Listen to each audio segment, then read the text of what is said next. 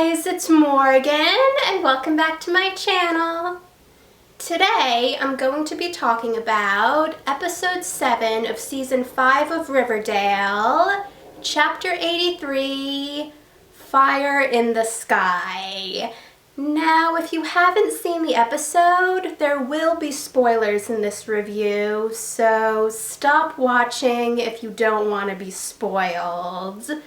With that said, here's my review of episode 7 of season 5 of Riverdale, chapter 83, Fire in the Sky. Obviously, it's horrible that Betty, Kevin, and Alice found a body in the swamp, but I was glad that it wasn't Polly.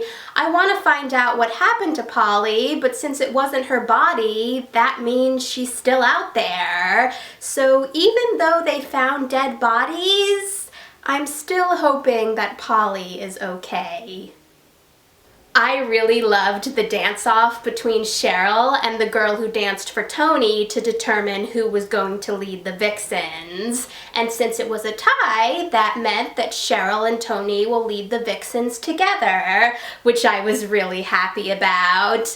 And it looks like Tony's plan worked because it's pretty obvious that Tony brought the Vixens back to get Cheryl to leave Thornhill. But it was still really sad to see them fighting. After the fire that was started outside Archie's house, I thought it was a good idea that Archie decided to bring back the fire department, since that'll help put out other fires that are started. Yes, it was upsetting that Archie's friends wouldn't help him, but I was glad that Archie's friend from the Army, Jackson, and his students in his class agreed to help him with the fire department. When Jughead showed Tabitha who the witness in the article was, even before it was revealed, I knew it was Pop Tate. I mean, Tabitha's reaction confirmed that. And when Pop told them about the lights that he saw and that the theories people had of what caused it was either aliens or military testing, it made me want to find out what was going on even more. Especially since Pop said that one of the other people there was Nana Rose. I don't know if Riverdale is going down the alien route, but it definitely looks that way. Since I also watched Katie Keene, it was a nice surprise that Bernardo, who dated Jorge, was in this episode, and that he came to help with the fire department. It also gave me hope that other Katie Keene characters might show up in the future, especially since KO appeared in a previous episode. I already hated Hiram, but when he wouldn't let Betty, Alice, and everyone else search his private property for Polly, it made me hate him even more, especially when he wouldn't listen to Betty when she told him that she was in the FBI and insinuated that her badge wasn't real. So it was good that Reggie ended up helping Betty and told her there was another body. And I also didn't blame Betty for being freaked out when Glenn told her that the trash bag killer was back. I mean, anyone would be freaked out if they found out the killer that held them captive was back. It was nice to see Veronica working with her class to help boost the economy in Riverdale, and I also thought it was creative that she, with the help of Cheryl, printed out her face on money that her students could use at certain places. And I also didn't blame Veronica for thinking Hiram sabotaged her. I mean, that would be the exact thing Hiram would do. So it was a surprise when it was revealed to be her students because they were greedy. But I was glad that they genuinely seemed sorry for what they did and they wanted to make it up to her. So it was nice seeing them cleaning up the town.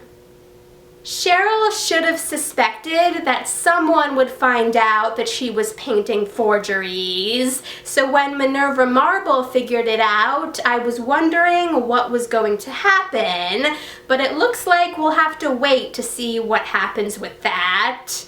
I just hope that Minerva doesn't blackmail Cheryl. When Nana Rose sent Jughead and Tabitha the body of the Mothman that she had, it was definitely creepy, but I'm looking forward to seeing what else Jughead and Tabitha find out. It should definitely be interesting, especially since Jughead saw the same light that Pop and Nana Rose saw. But I also didn't blame Tabitha for thinking Jughead was dreaming, because that does seem to be a crazy thing to see. But since the Mothman's body was missing, it was obvious that something happened. It was definitely a bad idea when Jackson decided to go after Hiram. So it was good that Archie talked him down and said that he's struggling too, and helping Riverdale is the only thing keeping him sane. I like that Jackson's going to stay in Riverdale, and I'm looking forward to seeing him and Archie work together. And since the students can't help with the fire department anymore, I was glad when Kevin and Fangs told Archie that they'll help, and when the old fire chief also said he'll help. And it was also nice when Veronica got Archie a fire truck and said that she would do anything for him. When Betty, Alice, Tony, and Sheriff Keller were talking about the missing girls, and Betty said that a serial killer could be behind it, I was wondering if it's a new killer or if it's the trash bag killer. Whoever it is, Betty is clearly going to stop at nothing to find out. Thanks for watching, guys! If you saw the episode, let me know in the comments what you thought about it.